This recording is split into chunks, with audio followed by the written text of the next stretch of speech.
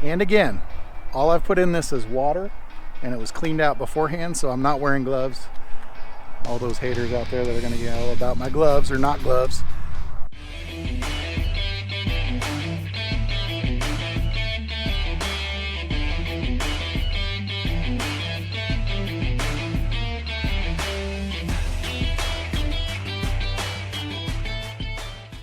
All right, everybody, welcome back. I'm in the shop today. I am working on precision sprayers, or as our guys call them, B&G sprayers. I say B&G because they're invented by or patented by two people, Bell and Gossett. And when I say B&G, I'm meaning these canister sprayers. And you can see it says B&G right on it. So this is what we're working on today.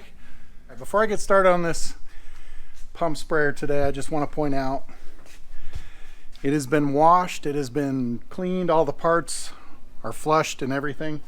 So I'm not going to wear gloves. So on these, I make the guys clean them out before they bring them to me with issues, so that I don't have to wear gloves. I can feel the parts. If I'm not sure, I'm going to wear nitrile gloves that are sealed up really well. But in this case, I know it's been washed and sterilized and all that kind of stuff, so I don't have any chemical concerns.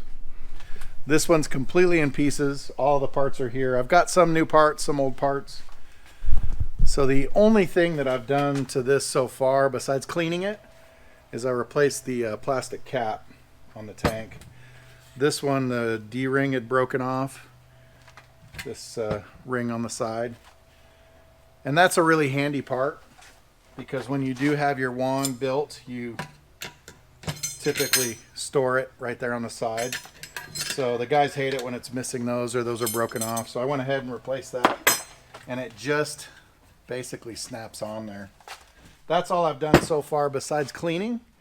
So now we're going to put all these parts together, and I'll kind of show you how this works.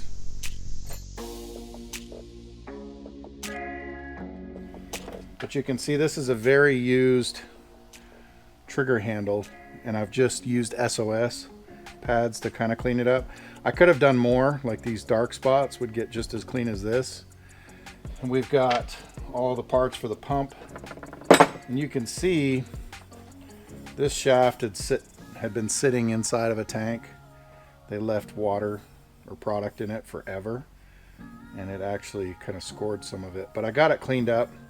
If you really scrub forever, you can get it to clean up that brass again. But again, it was going to take a long time. So I just got it smooth, so there's no residue, and we're going to put it back together.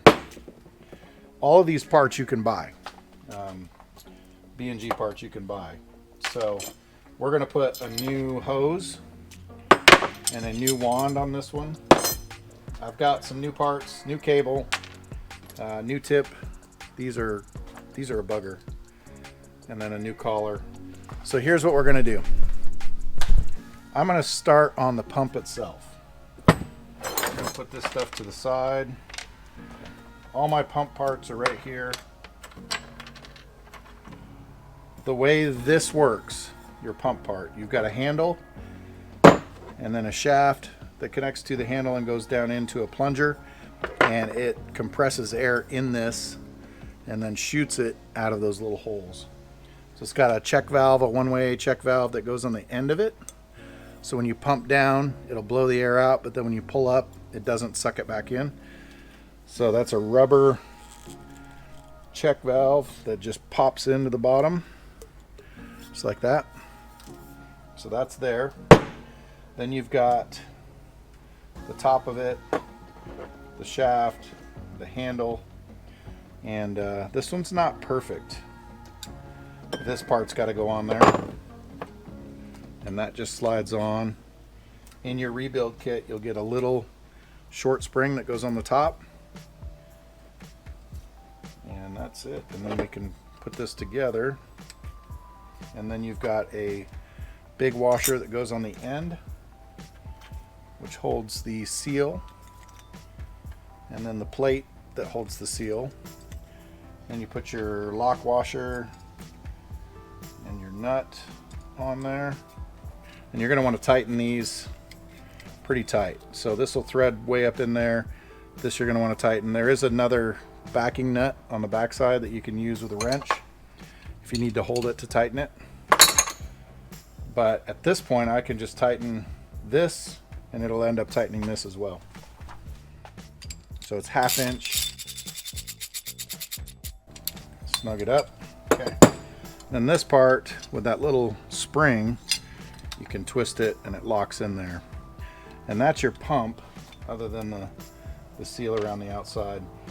Now in a kit, they're going to give you a little thing of grease.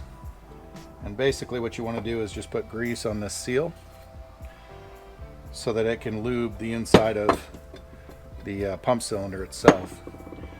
They give you enough, so you might as well just use it. And just put it all the way around the outside.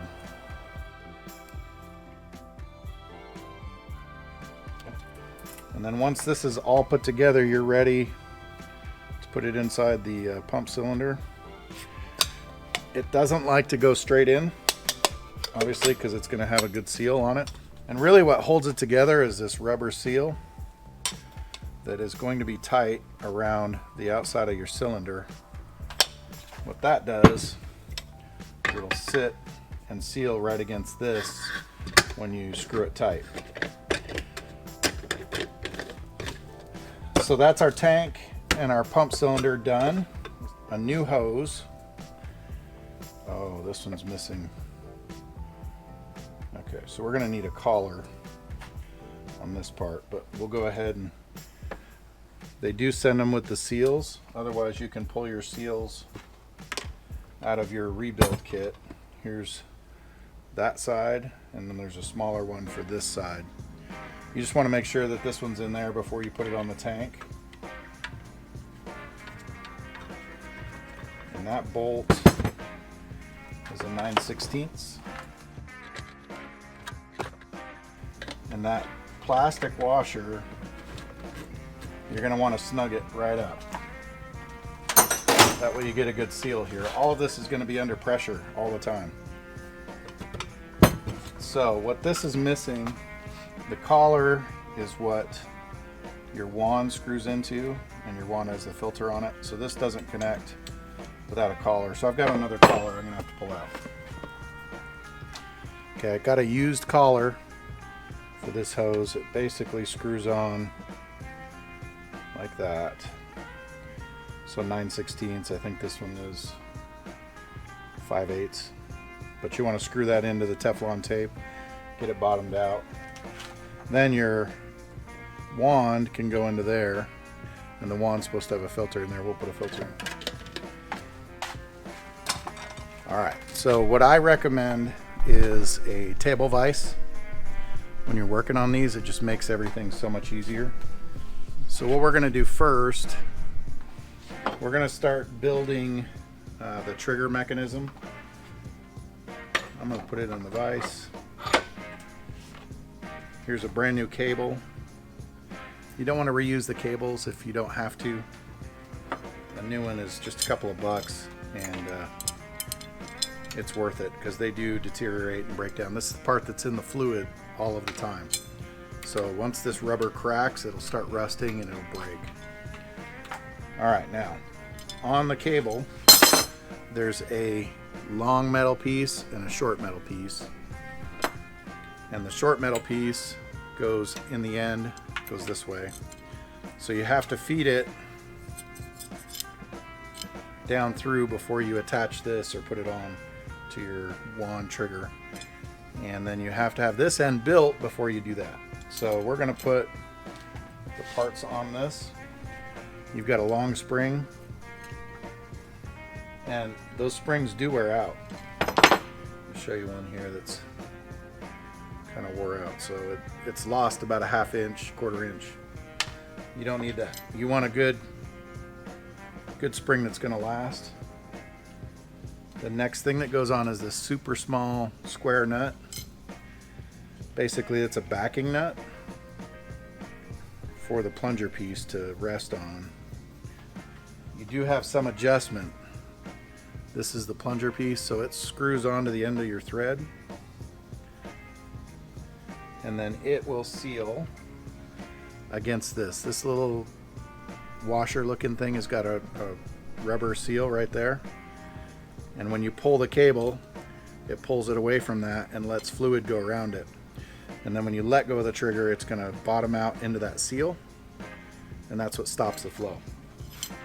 And then that piece sits into this like that, which allows the fluid to go through that tiny little hole, which comes out of your nozzle. So you do have to do some adjustment to this sometimes. You don't just screw it all the way in and bottom it out. If you need more cable, then you have to adjust this. So I go down and just leave at least a few threads. In this case, it helps if we set this in the vise. You're going to want to leave just a few threads and then hold that nut and then just tighten them together, and that'll stop this from unscrewing and falling off. And your wand piece has got slotted here so that you can put a wrench on it, and that's what I put in the vise. So right now we've got to push that in, put our end piece on with the seal. So I don't know if this is the right order, but it's the way I do it. Put it back in the vise. I'm going to put the seal in there, and it's got to go facing up so that the rubber is towards this plunger. I'm going to pull the cable. So now we'll build the trigger portion. Okay, so now we know we can start feeding this cable through.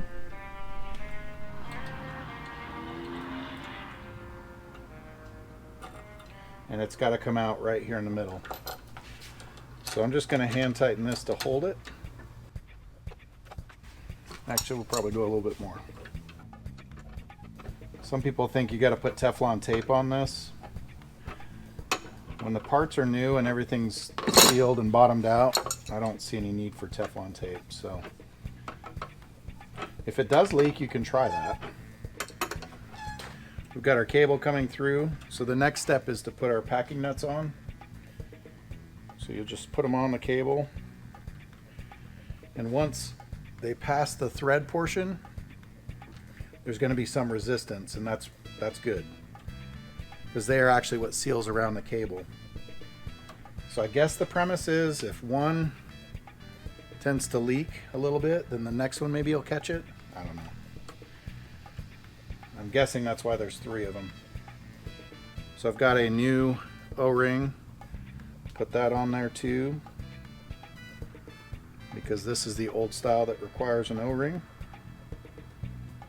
And then this nut's got a hole all the way through it, and that goes around the cable as well.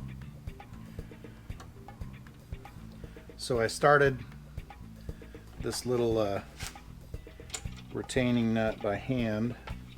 If you take a small, like a 3/8 10 millimeter, and you put it on, and then you put your ratchet in there, that's the trick to getting to it. Otherwise, with a wrench, you only get like a 1/16 of a turn, and then you got to come over here and get another 1/16, and it really sucks. Now, you don't want to tighten that too much. That is basically, as it wears out and those packing nuts start wearing out, you can tighten it a little bit to stop leaks, but you don't want to go bottom it out right now. Okay. All right, so now that we've got that on there, the cable is pushed down a little bit too far, so I'm going to put a nut on it and pull it back up. Your little nut that goes on there will work just fine. Get it on there a little bit, and then so then I just took the nut, threaded it on to pull that cable up all the way. Now you can thread it on a little bit. I would go probably about that far, and you can start assembling your trigger. The trigger only goes on one way, so you've got to kind of put it on sideways and then flip it, and then you can put your trigger nut and screw through there. So this is a Phillips on both sides, and we really don't need the little piece yet, so I'm just going to put the big piece through to hold it, and then we can put this piece. So it's a flathead screwdriver on one end. You can see that it's got a hole for the cable, and it's a bugger to get on there because you got to put it on after the trigger. So I usually, my fat fingers will get it lined up, then I'll take a flathead screwdriver and just barely, gently start threading it on. So that's the actual piece that the trigger pushes against to pull that cable. So basically what you're going to want to do is you've got to get that adjusted so that when you put your stopper in there, it's right where the cable stops and not pushing it in and not letting there be a gap so that I can push this trigger down and start letting fluid flow through it. So we got to get a stopper. This is what the stopper looks like. It's just a threaded piece that goes in, and then once you fully thread it in there and you bottom it out, that's basically where you want your trigger to start. So see how this one's got some slack? We want to move that back piece back to touch there and then tighten this up. So we'll back it out and then we'll unthread that screw and we'll test it again. Perfect. So basically with that screwed in all the way, your trigger shouldn't move, but it shouldn't be pushing up on it. So now we know where it's sitting. We can back this all the way out. And you've got this nut here that you can pull back to touch your trigger holder. And then what we want to do is put a screwdriver on it and tighten the nut against the backer bolt. We tighten this nut against that without moving it. So we put a screwdriver in it to hold it, and we only move this nut backwards, and then it's tight against the trigger. So now that we've got that set, we can go ahead and put in the other part of this screw, the little one. So that thing will fall out. The guys will rub it against their hand or whatever, just using it. This will slowly work its way out. So I suggest putting Loctite on it. And you basically just have 2 screwdrivers. And you take it all the way in and bottom it out. Nice and tight. The way it's designed is it's wider than the trigger. So even if you bottom it out, it stops at a certain point and then that trigger doesn't get squished. So it's, no matter how tight you make it, it's not going to squish the trigger. So now the last part that goes on this is the stopper. Now the stopper has got this little guy. It's got a little metal clip that snaps onto it right there. So you got to screw it in and then reach in there and snap that in. That's the fun part. And I'm going to put this on there. Trying to show you a little retainer clip. Just push it on there. And it's a little crooked, so I'm just going to back it up and then go forward and make sure it's pushed on all the way. It has one little groove that it can sit in. That's it. And all that does is it stops it from you unscrewing it all the way and it falling out and you losing it. All right, so we've got our trigger. We still haven't tightened this or the end. So I've got this one tight now. And now I've got to put the end back on it. At this point, it's much easier to put this on because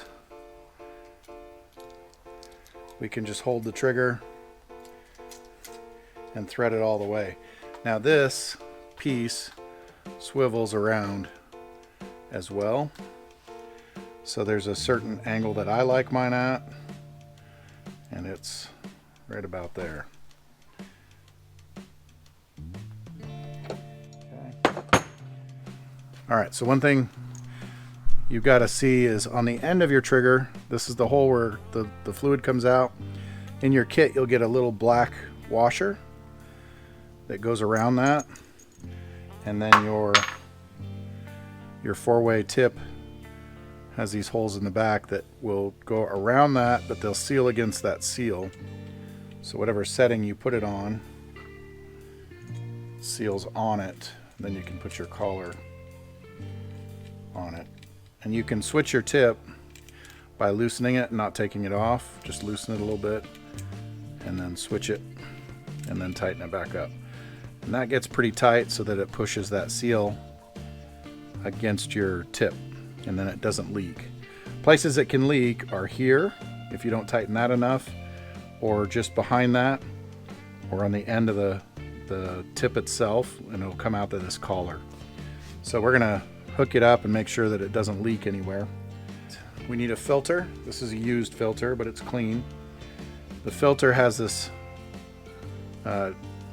these flanges on the inside, and they have to be flared a little bit so that it holds it inside of your trigger. Then that connects to your wand. Then that will connect to your hose. It will sit right down in there, and you'll just hand screw this in. I will put just a little itty bit of tension on that. Nothing too major. Once you have the plastic seal in there and everything's sealed up, it shouldn't leak at all. So now all we have to do is put some water in this and test it. All right, so I also want to show you what happens when you buy one of these brand new. What do you have to assemble? All right, so I happen to have one that I just tore the box open. Here is what you get when you buy a new one. Obviously, you're going to get the tank and the pump all brand new. This is what they look like brand new. Which if I scrub hard enough on one of my old ones, I could get it to look like that. But there's the pump, and then the tank. Looks beautiful. No dings, no scratches, no plastic broken. And then we've got the hose, which we know how to do that. This, I can show you what this is, but basically it's a little straw piece. So if you were to do a crack and crevice job, this tip has got a hole in it. That's not how I buy them, but I do have some like that. So you can take it off, put the straw in there, and then you've got a crack and crevice straw, so you can shove it into an outlet or a wall or something and spray it. But if we're going to do that, we usually use an aerosol. So I don't typically use this kind of tip. So this is ready to go as it is. Let's see if they've got it adjusted right. Yep. There's actually almost play in there, but there's not. So take this sticker off, I guess. Tested by Inspector 42. Anybody remember what that commercial was with was it Underoos or Hanes or something? Inspector something. Here she is, the famous Inspector 12. She makes sure that Hanes men's and boys' t-shirts and briefs are as good as we say they are. So they've got this already attached to the wand. There's the filter. And they've got the rubber or the plastic seal in there. So we'll put that back on. Actually, I'm gonna take it back off. I like to put this on the hose instead.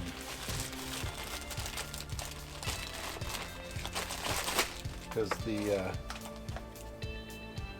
it's gonna have Teflon there, and that one is not gonna be easily taken apart. We don't take that apart to get to the filter and clean it later.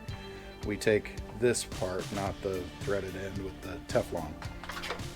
So we're going to wind that in there. from the factory, they put the tape on wrong. Can you believe that? Hate that.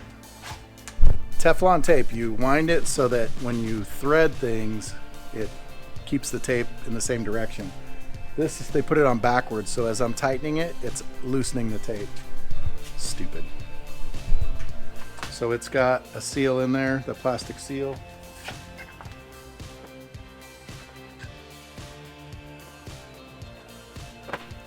Just want to bottom it out on that seal.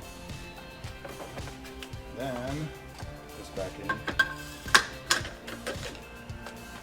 And all we need to do is thread this in.